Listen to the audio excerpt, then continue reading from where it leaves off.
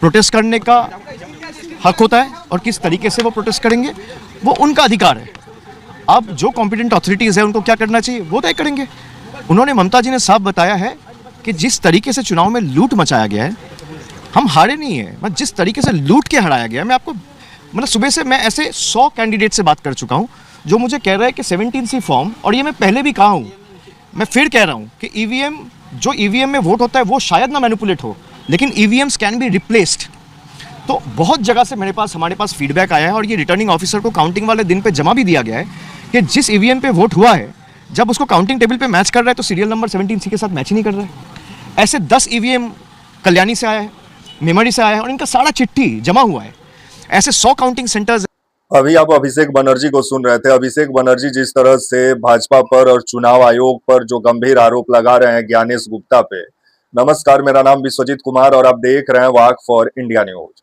खबर जिस तरह से सामने आ रही है कि अभी आप सुन रहे थे अभिषेक बनर्जी को, जो आपका मतलब ममता बनर्जी के भतीजे हैं, सांसद भी हैं पश्चिम बंगाल से। तो वहीं आपका जिस तरह से अभिषेक बनर्जी आरोप लगा रहे हैं कि कई जगह पे ईवीएम बदला गया है, जिसमें जनता के द्वारा वोट डाला गया था, उस ईवीएम को बदल कर करके वहां दूसरा ईवीएम लाया गया। यहाँ तक कई जगहों पे मारपीट किया गया आपका जो है टीएमसी के जो वहाँ पोलिंग एजेंट थे उनके द्वारा। और जिस तरह से मतलब पूरे तरीके से केंद्रीय सुरक्षा बल केंद्र से जो अजौबर पहुंचे थे वो पूरे तरीके से भाजपा को चुनाव जिताने में लगे थे। और ज्ञानेश कुमार का भूमिका को लेकर के विभिन्न सवाल खड़ा कर रहे हैं। ज्ञानेश गुप्ता का भूमिका को लेकर के आपके जो हैं अभिषेक बनर्जी क्या बोल रहे हैं एक बार सुन लीजिए, उसके बाद आगे बात करते हैं। अब जो कॉम्पिटेंट अथॉरिटीज़ है उनको क्या करना चाहिए वो तय करेंगे। उन्होंने ममता जी ने साफ बताया है कि जिस तरीके से चुनाव में लूट मचाया गया है, हम हारे नहीं है, मतलब जिस तरीके से लूट के हराया गया। मैं आपको मतलब सुबह से मैं ऐसे 100 कैंडिडेट से बात कर चुका हूँ जो मुझे कह रहा है कि 17C फॉर्म, और ये मैं पहले भी कहा हूँ, मैं फिर कह रहा हूँ कि जो ईवीएम में वोट होता है वो शायद ना मैनिपुलेट हो, लेकिन ईवीएम्स कैन बी रिप्लेस्ड। तो बहुत जगह से हमारे पास फीडबैक आया है और ये रिटर्निंग ऑफिसर को काउंटिंग वाले दिन पे जमा भी दिया गया है कि जिस ईवीएम पे वोट हुआ है जब उसको काउंटिंग टेबल पे मैच कर रहा है तो सीरियल नंबर 17C के साथ मैच ही नहीं कर रहा है। ऐसे 10 ईवीएम कल्याणी से आया है, मेमरी से आया है और इनका सारा चिट्ठी जमा हुआ है। ऐसे 100 काउंटिंग सेंटर्स है, 100 एसीज है जहाँ पे आप अगर कोर्ट में जाओगे चैलेंज करोगे तो 2 बजे के बाद सारे काउंटिंग एजेंट्स को हटा दिया गया, मार के भगा दिया गया और वो सारे सीसीटीवी फुटेजेस में रिकॉर्डेड है। आप मुझे बताइए 2 बजे तक जहाँ पे 90% 80% काउंटिंग कंप्लीट होना चाहिए, आप कल टाइम स्टैम्प देख लीजिए इलेक्शन कमीशन का, दोपहर को 2 बजे तक 2:30 बजे तक सिर्फ 4 राउंड काउंटिंग हुआ था और 20 राउंड बाकी है, कहीं 24 राउंड बाकी है, कहीं 25 राउंड बाकी है, कहीं 18 राउंड बाकी है। मतलब 10% 15% आपने काउंटिंग करके वो लीड दिखा दिया और माहौल ऐसा बना दिया मीडिया के सहायता से कि ये दिखाने के लिए कि बीजेपी जीत चुकी है। और जोर ज़बरदस्ती, वहाँ पे कोई स्टेट का आदमी था नहीं। आप जिसको बिठाए काउंटिंग ऑब्जर्वर सेंटर का आदमी है, माइक्रो ऑब्जर्वर सेंटर का आदमी है, रिटर्निंग ऑफिसर इलेक्शन कमीशन ने बिठाया है, स्टेट के आदमी को हटा के अपने खास लोगों को बिठाया है। अच्छा, जो गार्ड कर रहा है दे आर पैरामिलिट्री फोर्सेस। तो सारे सेंटर के लोग, स्टेट का कोई है ही नहीं। मतलब पूर्व मेदिनीपुर में मैं आपको बता रहा हूँ कि सुप्रीम कोर्ट का जो ऑर्डर था कि randomization rule should be implemented in letter and spirit, जहाँ पे स्टेट और सेंटर का एम्प्लॉय दोनों होना चाहिए, वहाँ पे खाली सेंटर के एम्प्लॉयज़ थे। ऐसे कई काउंटिंग सेंटर्स है। तो जिस तरीके से लूट मचाया गया है, जोर ज़बरदस्ती, आपने पहले भाई तृणमूल और बीजेपी का वोट का फ़र्क क्या है, 32 लाख, 30 लाख को तो आपने पहले ही वोटर लिस्ट से निकाल दिया, 7 लाख नए वोटर्स ऐड किए, 10-15 लाख आपने काउंटिंग में मैनिपुलेशन किए। अगर भाई जनता के राय के ऊपर आपको भरोसा है तो आप सबको रखिए काउंटिंग सेंटर में, सबको वोट करने का ताकत दीजिए। आपको दिक्कत क्या है? पीएम ने तो कहा ये बंगाल का जनादेश है, तो क्या ये बंगाल का जनादेश आप नहीं मान रहे हैं?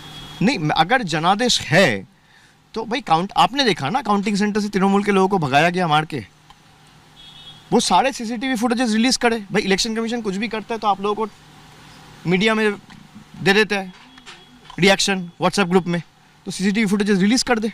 कि काउंटिंग सेंटर में नहीं हुआ है, हम मान लेंगे जनादेश है। मेरा चैलेंज है कि सीसीटीवी फुटेज काउंटिंग सेंटर का मैं 100 ऐसे देता हूँ आपको एसी, इलेक्शन कमीशन 10 रिलीज़ कर दे। तो काउंटिंग सेंटर का पूरा दिन का सीसीटीवी फुटेज खास करके 12 बजे के बाद से 6 बजे तक का 6 घंटा का रिलीज़ कर दे।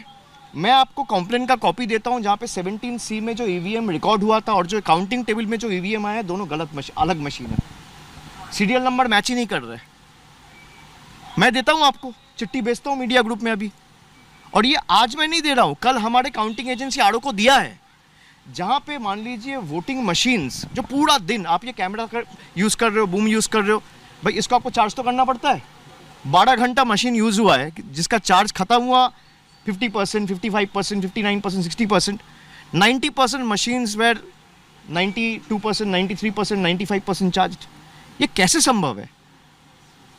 तो जनादेश है तो आप ये सार्वजनिक कर दीजिए, हम मान लेंगे जनादेश है। और जनादेश चाहे तृणमूल को 80 सीट मिले, 8 सीट मिले, 100 मिले, 150 मिले या 2 मिले, भाई हम वो सर झुका के लोग जो आदेश देंगे हम वो मानेंगे, और लोकतंत्र का यही खासियत है।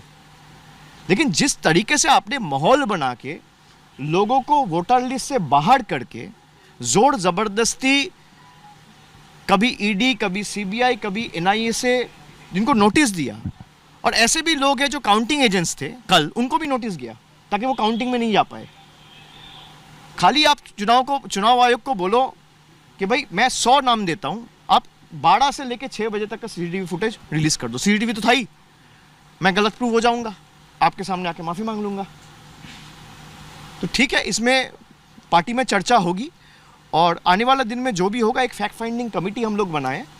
जिस तरीके से हम लोगों के ऊपर टॉर्चर किया जा रहा है, जा के पार्टी ऑफिस तोड़े जा रहे हैं, घर में घुस के मारा जा रहा है, हर जगह पे आपने देखा है। कल रात भर हम लोगों के पार्टी वर्कर्स के ऊपर जिस तरीके से अत्याचार हुआ है, मैं सबको यही कहूँगा कि तृणमूल के जितने भी सैनिक हैं, आप एकदम स्ट्रांग रहो, पार्टी आपके साथ डट के खड़ा है और जहाँ तक हमें जाना पड़े हम आपके लिए जाएंगे। और इसीलिए एक 12 मेंबर्स का फैक्ट फाइंडिंग कमेटी बनाया गया है। 3 टीम अलग बनी है जिसमें 4-4 मेंबर्स रहेंगे और परसों से ये विजिट चालू होगा। कल आपको डिटेल ब्रीफिंग इसके ऊपर मिल जाएगी। आपने और दिया था, एचएम को बोला था, बीरभूम में एक वर्कर का मर्डर कर दिया गया, नानूर में बेलेघाटा में भी एक हुआ है। तो जो भय आउट भरोसा इनका नारा दे के आया था, अभी 24 घंटा नहीं हुआ है, कम से कम 300 से 400 पार्टी ऑफिसेस तोड़े गए, कम से कम 150 ऐसे कैंडिडेट्स हैं हमारे जिनके घर के अंदर घुस के हमला चलाया गया है, जिनके नीचे गराज में या पार्टी ऑफिस में एकदम घुस के तोड़फोड़ मचाया गया है। तो ये है बीजेपी का, भाजपा का भरोसा का मॉडल, बाकी लोग तय करें। If you just speak about the Bhawanipur result, will you guys challenge that specifically? Not only Bhawanipur, many more seats, but we are still contemplating. You must have seen that by 3 p.m. there was still one seat which was not declared by 3 p.m. today, and it went for 3 rounds of recounting.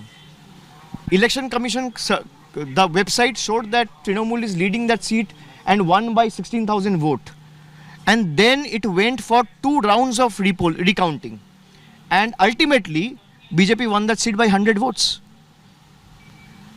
Will the Election Commission have the guts, have the courage to release the CCTV footage between 8 p.m. and 12 in the midnight, 4 घंटा? Will the Election Commission have the guts and courage to release the CCTV footage for just 4 hours, 8 to 12, for the seat of Rajarhat Newtown? I challenge them. Let them release. Let public see. Our agents were literally kicked out. लात मार के निकाले गए central forces से कि इनको हटाओ, फिर हमने मैनिपुलेशन करे। अब अगर भाई मशीन खुल रहे, उसमें आरओ आपका आदमी है, उसमें माइक्रो ऑब्जर्वर आपका आदमी है, उसमें काउंटिंग एजेंट आपका आदमी है, उसमें काउंटिंग ऑब्जर्वर आपका आदमी है। अभी आप अभिषेक बनर्जी को सुन रहे थे। अभिषेक बनर्जी जिस तरह से गंभीर आरोप लगा रहे हैं और उनका कहना है 100 से ऊपर सीटों पर लूट किया गया है, भाजपा के द्वारा ममता बनर्जी भी आरोप लगा रही हैं, जहां ईवीएम बदल दिया गया तो कहीं आपका जो है पोलिंग एजेंट जो थे टीएमसी का उनको हटा दिया गया और मनमाने तरीके से जिस तरह से वोटों का गिनती किया गया और जो आपका 27 लाख से ऊपर जो वोटरों का नाम काटा गया, पहले 58 लाख काटा, उसके बाद 27 लाख, जिस तरह से गंभीर आरोप लगा रहे हैं अभिषेक बनर्जी। और अभी आप अभिषेक बनर्जी को सुने भी, तब आने वाले समय में देखा जाए टीएमसी क्या करती है।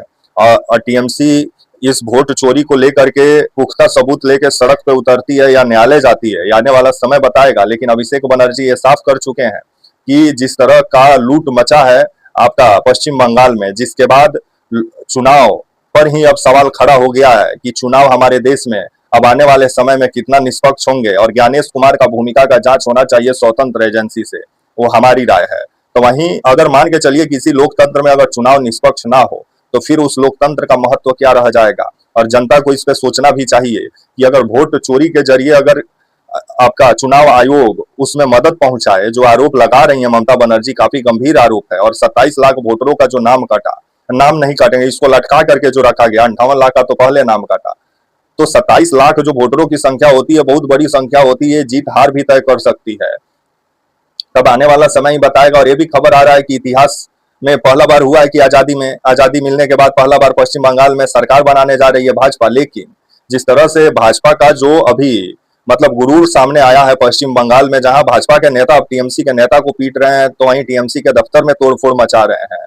तो क्या लोग बंगाल की जनता इसलिए तो वोट भाजपा को नहीं दी थी कि टीएमसी से आप बदला निकालिए, आपको तो वोट इसलिए दिया गया था ताकि आप पश्चिम बंगाल का बेहतर विकास करेंगे, पश्चिम बंगाल में इंडस्ट्री लाएंगे, पश्चिम बंगाल से पलायन को रोकेंगे। लेकिन पश्चिम बंगाल में अभी भाजपा टीएमसी से बदला निकालने में लगी हुई है, जिसके बाद अभिषेक बनर्जी चुनाव आयोग पर गंभीर आरोप लगाए। आप भी सुने। तब तक के लिए आप मुझे इजाजत दीजिए और आप हमारे channel walk for India news को प्लीज लाइक और सब्सक्राइब और शेयर करना ना भूले। तब तक के लिए नमस्कार, जय हिंद, वंदे मातरम।